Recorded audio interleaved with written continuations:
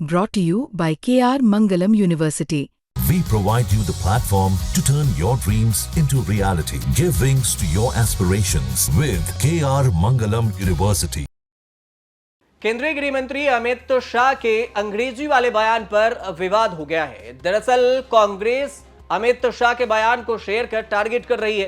कांग्रेस की तरफ से राहुल गांधी ने अपना एक वीडियो शेयर किया है, सोशल मीडिया पर इसे पोस्ट किया और साथ में यह भी लिखा कि अंग्रेजी बांध नहीं पुल है, अंग्रेजी शर्म नहीं शक्ति है और अंग्रेजी जंजीर नहीं जंजीरें तोड़ने का औजार है। बीजेपी आरएसएस नहीं चाहती कि भारत का गरीब बच्चा अंग्रेजी सीखे, क्योंकि वो नहीं चाहते कि आप सवाल पूछें और आगे बढ़ें, बराबरी करें। और आज की दुनिया में अंग्रेजी उतनी ही जरूरी है जितनी आपकी मातृभाषा, क्योंकि यही रोजगार दिलाएगी, आत्मविश्वास बढ़ाएगी और भारत की हर भाषा में आत्मा है, संस्कृति है, ज्ञान है और हमें उन्हें संयोजना है और साथ ही हर बच्चे को अंग्रेजी सिखानी है। और यही एक रास्ता है जो दुनिया से मुकाबला कर सके, जो हर बच्चे को बराबरी का मौका दे सके। राहुल गांधी का एक वीडियो भी शेयर किया गया है, वो वीडियो में क्या कह रहे हैं वो बयान सुनिए। अच्छा मुझे एक बात बताओ, मोहन भागवत हर रोज कहता है कि भैया अंग्रेजी नहीं बोलनी चाहिए, हिंदी बोलनी चाहिए। अंग्रेजी का उपयोग नहीं करूंगा। मगर फिर आप आरएसएस के बच्चों को देखो, बीजेपी के लोगों के बच्चों को देखो, इनके मंत्रियों के बच्चों को देखो, ये सब इंग्लैंड जाके पढ़ रहे हैं। हो क्या रहा है सर, हम लोगों को भ्रमित कर रहे हैं ना। अंग्रेजी भैया, अंग्रेजी हथियार है। अंग्रेजी आप सीख गए तो आप कहीं भी घुस जाओ। अंग्रेजी आप सीख गए तो आप अमेरिका तक जाओगे, जापान चले जाओगे, कहीं भी जा सकते हो, किसी भी कंपनी में काम कर सकते हो। ये बोल रहे हैं मगर इसके पीछे सोच क्या? अंग्रेजी नहीं पढ़नी चाहिए। क्यों नहीं पढ़नी चाहिए? क्योंकि वो नहीं चाहते कि आप लोग बड़े बोर्डरूम्स में घुसो, आप लोगों को करोड़ों रुपए की नौकरी मिले, वो नहीं चाहते। वो चाहते कि भैया ये नौकरियां हमारी हैं, हम इंग्लिश स्कूल में जाएं, हमारा ठेका लगे रहे और वो मतलब एसटी के बच्चे एससी हॉस्टल में जाएं, वो अंग्रेजी ना सीखे, कुछ ना कर पाए। वो चाहते हैं कि दरवाजा आपके लिए बंद रहे, मगर अंग्रेजी आपका सबसे बड़ा हथियार है, क्योंकि अंग्रेजी आपको कहीं भी पहुंचा देगा। दरअसल ये सब विवाद इसलिए है क्योंकि दिल्ली में एक कार्यक्रम के दौरान अमित शाह ने एक बयान दिया जिसमें उन्होंने कहा कि इस देश में अंग्रेजी बोलने वालों को शर्म आएगी और ऐसे समाज का निर्माण अब दूर नहीं है। उन्होंने इस बात पर भी जोर दिया कि जो लोग एक बार ठान लेते हैं वही चीजों को पूरा कर पाते हैं। शाह ने यह भी कहा कि 2047 में जब भारत दुनिया में शीर्ष पर होगा तो उसमें हमारी भाषाओं का बहुत ही बड़ा योगदान होगा।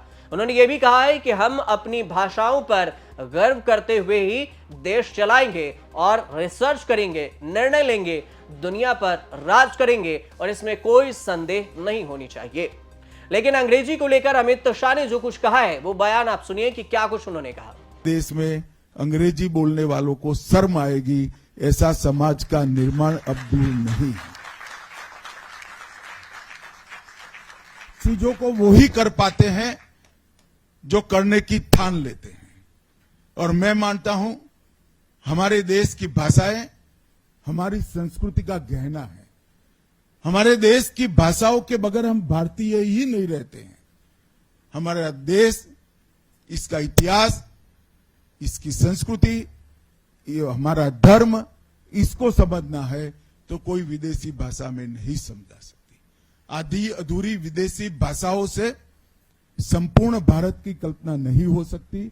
वो केवल और केवल भारतीयता से हो सकती है, भारतीय भाषा से हो सकती है। अमित शाह के बयान पर कांग्रेस ने एक बार फिर पोस्ट किया और लिखा कि बीजेपी आरएसएस नहीं चाहती कि भारत का गरीब बच्चा अंग्रेजी सीखे, क्योंकि वो नहीं चाहते कि आप आगे बढ़ें। अंग्रेजी आत्मविश्वास बढ़ाएगी और रोजगार दिलाएगी और भारत के हर भाषा में आत्मा है, संस्कृति है और उन्हें हम संयोजना चाहते हैं। साथ ही बच्चे को अंग्रेजी सिखानी ही चाहिए ताकि वो आगे बढ़ सके। अब अमित शाह की टिप्पणी ऐसे समय में आई है जब कुछ ही समय हुए हैं जब दक्षिण और विपक्षी शासित जो राज्य हैं जैसे कर्नाटक है, इस सब में त्रिभाषा फार्मूले को लागू करने के लिए हिंदी थोपने का आरोप लगा है और इसको लेकर विवाद है। एक जो नई शिक्षा नीति आई है एनईपी, वो भी इसका हिस्सा है, जिसमें यह कहा गया है कि 3 भाषाओं को हम स्वीकार नहीं करेंगे। 27 फरवरी को तमिलनाडु के कोयम्बटूर में ईशा फाउंडेशन के महाशिवरात्रि समारोह में अमित शाह ने एक और बयान दिया था। उसमें अमित शाह ने यह कहा था कि सबसे पहले मैं दुनिया की सबसे पुरानी भाषा तमिल न बोल पाने के लिए माफी मांगता हूं। लेकिन अब अमित शाह कह रहे हैं कि अंग्रेजी बोलने वाले एक दिन माफी मांगेंगे, शर्म करेंगे।